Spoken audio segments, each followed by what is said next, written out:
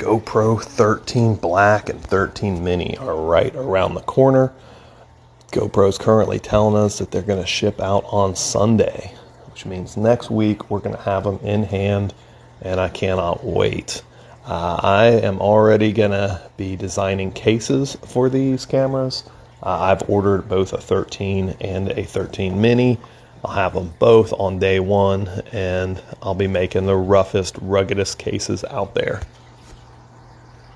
I'm really excited though. Which of these cameras are you more interested in? I'm thinking the 13 Black is going to be my new cinematic camera. Use it for the gig work and things like that. And the Mini looks perfect for freestyle.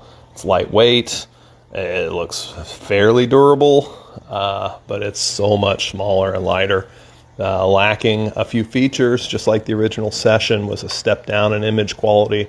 I'm expecting similar with this, where we're losing our hyper smooth, we're losing our 100 megabit per second, and we're losing our full resolution.